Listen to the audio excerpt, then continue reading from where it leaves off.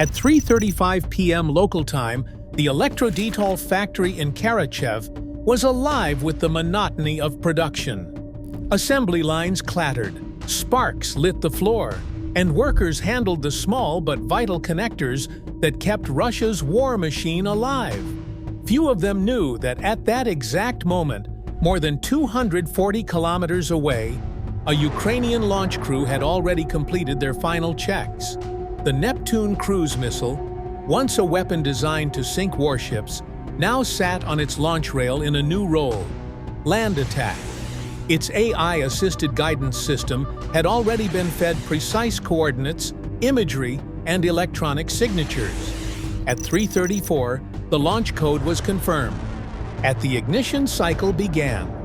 At exactly 3:35, the first missile roared into the sky.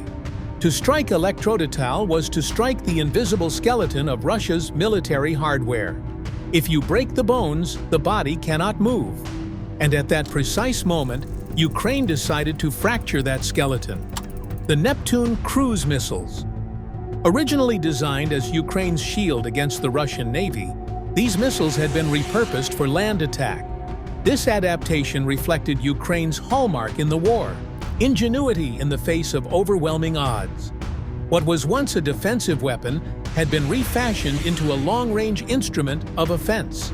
As the order was given, the missiles launched, climbing before dropping low, hugging the terrain, their trajectories carefully mapped to evade radar and exploit gaps in air defense coverage. Their mission was clear: travel deep into enemy territory, beyond the range many believed Ukraine could reach, and strike with devastating precision. Flying low, hugging terrain, the Neptune cut across fields and forests, slipping under radar arcs designed to catch aircraft, not stealthy sea-skimming killers. Its carbon composite body gave it the radar signature of a bird, confusing Russia's early warning systems. Operators in Bryansk Oblast did not realize until it was too late what was racing toward them. At 3:36 p.m., a second Neptune launched. At 3:37, a third. Ukraine's doctrine was clear: layered fires, multiple vectors, overwhelming defenses with timing. The Elektrodetol strike package was in the air, already beyond interception range of most Russian SAM systems. Inside Russia's early warning network, confusion spread. At 3:50 p.m., operators near Oryol reported anomalous, low-altitude tracks moving at near supersonic speeds. Believing them to be false returns, they delayed escalation. That decision would cost dearly. At 4:15 p.m., the first missile crossed the Bryansk Oblast border. Its autopilot dropped the missile to less than 50 meters altitude, terrain-following sensors scanning ridgelines and power lines with precision. For every Russian radar sweep, the missile's onboard AI compared the signal to satellite data hiding in clutter. The Elektrodetol factory sirens activated, triggered not by incoming fire, but by a warning from Bryansk's governor, who had received alerts of possible missile activity. Workers paused, uncertain. Many thought it was just another drill. At 4:28 p.m., another Neptune slammed into the southern wing of Elektrodetol. The warhead detonated with a force that ripped through reinforced walls, igniting storage tanks and cutting electricity instantly. Secondary explosions thundered across the compound.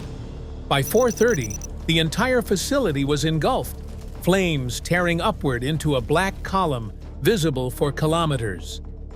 In Kiev, operators confirmed success via satellite thermal imagery. The Elektrodetol plant was burning, its machines destroyed, its output silenced.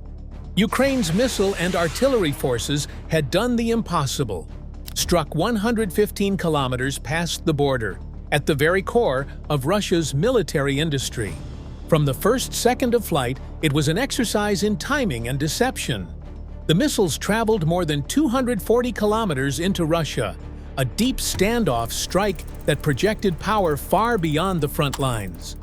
This was not the reckless firing of artillery. It was the calculated hand of a chess player moving a knight into enemy territory, striking where least expected. The defenders of Bryansk Oblast had been warned of a possible missile threat. Their governor had raised the alarm earlier in the day, yet the warning could not stop what was already on its way. The trajectory was chosen with meticulous care, the payload primed to not only destroy, but to send a clear message. At 4:31 p.m., just minutes after the first missile impact, Russian commanders scrambled to salvage the situation. Orders went out from the Bryansk Air Defense Sector Command to deploy their Pantsir S-1 short-range systems and bring 2 nearby S-300 PMU-2 batteries online. The intent was clear: track, lock, and shoot down any incoming missiles before more devastation occurred. But Ukraine had already planned for this. Each Neptune had been pre-programmed to fly in offset approach vectors, forcing Russia's radar to split its focus across multiple azimuths. By the time the S-300 radars spun up and searched for low-flying targets, the missiles were already inside the minimum engagement envelope. Too close, too fast, too low. The first Pantsir battery near Dyatkovo launched 4 interceptors, their smoke trails clawing into the sky. But the radar feed went blank. Ukraine had activated a stand-in jammer drone, flying parallel to the missile path, emitting false signatures. Russian interceptors locked onto the decoy instead, detonating harmlessly in the woods. Russian Su-35s were scrambled from an airbase outside Oryol. Their mission: intercept and patrol. But the problem was altitude. The Neptune cruise missiles skimmed terrain at just 15 to 20 meters below the Su-35's radar horizon. By the time the pilots climbed and deployed their N011M bars radar, the missiles had already struck. The fighters were chasing ghosts. Meanwhile, Ukraine wasn't just defending the missiles, it was attacking the Russian response chain itself. Minutes before the strike, Ukrainian signals intelligence operators unleashed a cyber-electronic attack against Bryansk's regional command hub. Communications dropped into static. Orders lagged by critical seconds. Even the Pantsir operators complained their targeting screens froze momentarily, forcing them to reboot. By the time systems came back online, Elektrodetail's southern wing was already an inferno. A Russian counter-battery radar detected the suspected launch point in central Ukraine. Standard doctrine demanded an immediate retaliatory strike using Iskander ballistic missiles. Coordinates were passed, yet when the launchers fired, their missiles slammed into empty ground. Ukraine had anticipated this. The Neptunes were launched from a mobile roadmobile battery, already relocated 15 kilometers away. By the time Russia retaliated, the launch site was nothing but scorched asphalt. And then came Ukraine's final move. At 4:35, as the Russian Air Defense Command scrambled to contain the situation, a secondary Ukrainian drone swarm crossed into Bryansk. Small, expendable quadcopters carrying thermite charges dove onto fuel storage depots near the factory perimeter. Tanks erupted, sending shockwaves through firefighting crews. Russia's attempt to stabilize the crisis was shattered by cascading secondary explosions. By 4:40, the reality set in. Russia had tried to intercept with ground systems, scrambled jets, and even retaliated with ballistic missiles. Each move had been anticipated, countered, and neutralized. For every Russian action, Ukraine had prepared a reaction. And for every defense, Ukraine had an offense. The strike on Elektrodetail was not just a missile attack. It was a chess match in real time, one where Ukraine stayed 3 moves ahead. The explosions came swiftly. Elektrodetail's walls shook as the missiles found their mark, their warheads erupting in thunderous blasts that ignited fires and sent plumes of black smoke into the sky. Workers fled in panic, sirens screamed, and emergency crews scrambled. But the damage had already been inflicted. Flames engulfed the site, spreading from floor to floor. Machines that once assembled connectors lay twisted in ruin, their conveyor belts buried under rubble and debris. The fire was not just physical, it was symbolic. A flare shot across Russia's rear that said, "Nowhere is safe." Back in Ukrainian command centers, the atmosphere was measured, even calm. Intelligence teams had done their work. Satellites, signals intercepts, and reconnaissance had combined to create the target package. This was not guesswork. This was the deliberate application of an effects-based doctrine, one that seeks not simply to destroy a structure, but to degrade an entire chain of capability. The factory did not just burn. Russia's ability to equip its radar, aircraft, and electronic systems was being delayed, disrupted, and denied. In the language of military strategy, this was operational interdiction, cutting the flow of lifeblood to the front. The strike at Karachev was not an isolated act. Just a day earlier, precision rockets had hammered a thermal power plant near Belgorod, plunging parts of the city into darkness. Rolling blackouts swept through the region, leaving both civilians and military logistics hampered. It was a strike not only on infrastructure, but on morale, a reminder that Russia's own cities could be touched, their lights switched off at will. And in occupied Melitopol, far to the south, an explosion destroyed a Soviet-era UAZ-452 van, killing at least 4 Russian drone operators at a guarded airfield. These men were the eyes of the battlefield, guiding artillery fire and orchestrating assaults. With their elimination, Ukraine dimmed the vision of its enemy. Taken together, these actions revealed the full picture. Ukraine was waging not a series of random attacks, but a coordinated campaign aimed at eroding the enemy's fighting strength from within. The Elektrodetol factory was a perfect target for this doctrine. By striking it, Ukraine was not only causing physical destruction, but forcing Russia into a defensive crouch. Suddenly, Moscow had to consider whether every factory, every depot, every airfield deep inside its territory might be next. Fear itself became part of the weapon. The method was as impressive as the result. Military strategists describe it through the lens of the kill chain. Find, fix, track, target, engage, assess.